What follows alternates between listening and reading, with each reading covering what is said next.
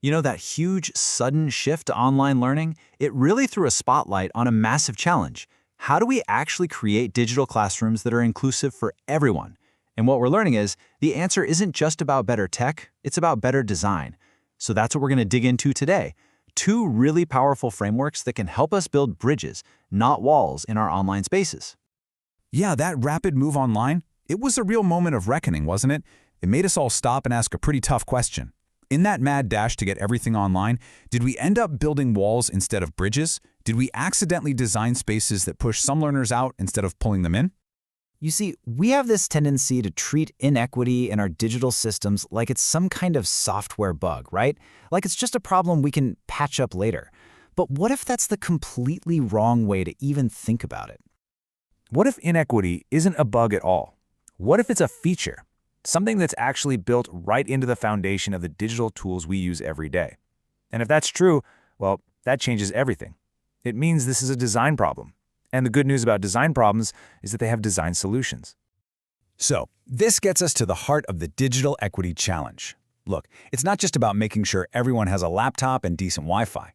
It's about intentionally designing online spaces where the full, messy, beautiful diversity of human experience isn't just tolerated, but is seen as a core strength. Let's be real. Our digital classrooms are not neutral zones. Not at all. Every single design choice we make, from the platform we pick to the kinds of comments we praise in a discussion forum, sends a message. It tells students who belongs here and what we think smart is supposed to look and sound like. Okay, so if this is a design problem, how do we start designing a solution? Well, the answer lies in bringing together two incredibly powerful ideas: culturally sustaining pedagogy, we'll call it CSP, and universal design for learning, or UDL. The way these two work together is just brilliant. Think of it like this: culturally sustaining pedagogy, CSP. That's the what. It's about making sure the curriculum itself, the actual stuff we're teaching, affirms and celebrates who our students are. Then you have universal design for learning, UDL. That's the how. It's about creating a bunch of different paths for every single student to connect with that content and show what they know. Let's go a little deeper on CSP, because this is a really profound shift. This is not about just tolerating diversity or, having a multicultural week once a year. No way. This is about actively designing learning experiences that sustain and grow a student's cultural and linguistic identity, seeing those things as absolutely essential resources for everyone to learn from. And UDL is the perfect partner for that. The whole idea behind UDL is to stop making accommodations for a few students after the fact. Instead, you build flexibility in for everyone from day one. You just assume that your learners are going to be different, and you design for that awesome variability right from the start. Okay, so we've got two great frameworks, but how do you actually make them work together in a real online class? The glue that holds them together, the thing that brings them to life, is a concept called the power of presence. Now, this framework has three parts that stack on top of each other. It all kicks off with teaching presence. That's you, the instructor, being really intentional with your inclusive design. When you build that solid foundation, it makes social presence possible. That's where students start to feel like they belong, like they're part of a community. And only then, when that trust is there, can you get to the magic, cognitive presence. That's where the deep, meaningful learning really happens. Think about it. You can't just throw students into a discussion board and expect them to have these deep, critical thoughts.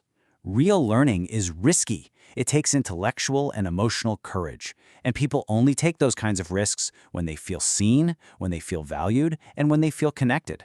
Basically, trust is the non-negotiable prerequisite for transformation. All right, enough theory. Let's make this super concrete.